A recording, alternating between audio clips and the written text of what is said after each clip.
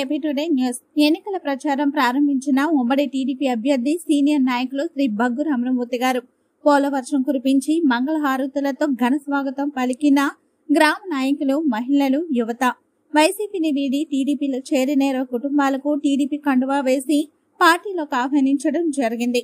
నరసన్నపేట నియోజకవర్గం పోలాకి మండలం తలసముద్రం పంచాయతీ ఎన్నికల ప్రచారం ప్రారంభోత్సవంలో భాగంగా సీనియర్ నాయకులు ఉమ్మడి టీడీపీ అభ్యర్థి శ్రీ బగ్గు రమణమూర్తి గారు మాబూగా అమ్మవారి ఆలయాల్లో ప్రత్యేక నిర్వహించి దర్శించుకుని అనంతరం ఉమ్మడి టీడీపీ, జనసేన, బీజేపీ నాయకులతో కలిసి బయలుదేరి వెళ్లి తలసముద్ర గ్రామం శ్రీ శ్రీ శ్రీ వేణుగోపాల స్వామి వారిని దర్శించుకుని ఆశీస్సులు తీసుకుని తలసముద్రం కొల్లివలస గ్రామంలో ఎన్నికల ప్రచారం ప్రారంభించి వైసీపీని వీడి టీడీపీలో చేరిన 20 కుటుంబాలకు టీడీపీ కండువా వేసి పార్టీలోకి ఆహ్వానించి రమణమూర్తి గారు మాట్లాడుతూ సైకో పాలనను రాష్ట్రం నుండి తరిమికొట్టి ఉమ్మడి అభ్యర్థిగా సార్వత్రిక ఎన్నికల్లో పోటీ చేసిన రమణమూర్తి గారికి సైకిల్ గుర్తు ఓటు వేసి అత్యంత మెజార్టీతో ప్రజలందరూ ఆశీర్వదించాలని కోరారు.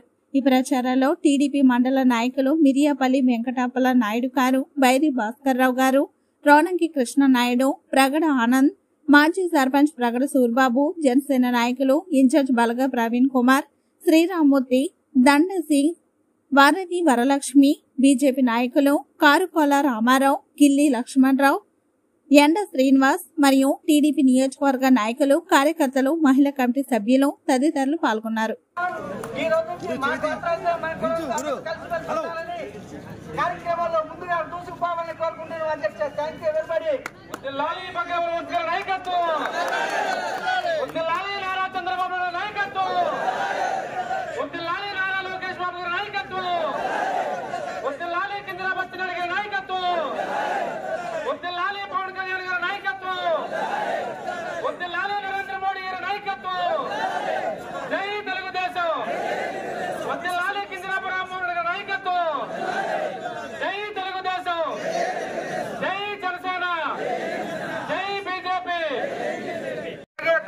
దుబ్బకోనిపేట రామంచిన దుప్పట్ల గిరిబాబు డైనమిక్ యంగ్ లీడర్ని కూడా పార్టీలోకి సాధారణంగా ఆహ్వానిస్తున్నాం.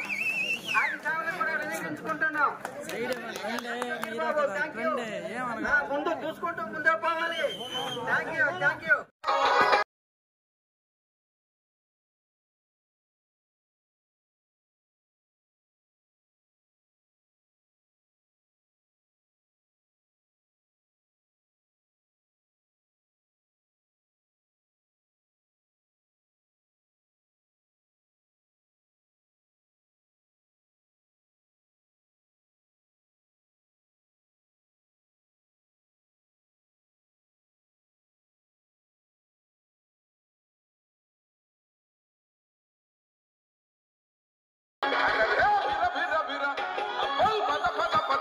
విపరీతంగా పెరిగిపోయి ప్రజల జీవనం అస్తవ్యస్తం అయింది. అలాగే మన పిల్లలపైన ఎంతో ఆశలు పెట్టుకుంటాం. ఈ రాష్ట్రానికి కానీ దేశానికి భవిష్యత్తు యువత. ఆ యువత భవిష్యత్తు నాశనం అయిపోయింది. ఉద్యోగాలు లేవు, ప్రభుత్వ ఉద్యోగాలు లేవు, ప్రైవేట్ ఉద్యోగాలు లేవు, ఉన్న పరిశ్రమలు తరలిపోయాయి. అలాగే సాఫ్ట్వేర్ కంపెనీలు ఒకటి రాలేదు.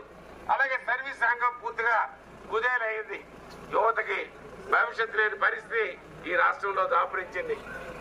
అలాగే మహిళలు రక్షణ లేదు. నా ఎస్సీలు అన్నాడు, నా బీసీలు అన్నాడు, నా ఎస్టీలు అన్నాడు. వాళ్ళపైన దాడులు, వాళ్ళకి పైనే మానభంగాలు. ఇవాళ ఈ రాష్ట్రంలో ఎవరికి రక్షణ లేదని తెలియజేస్తూ అలాగే మా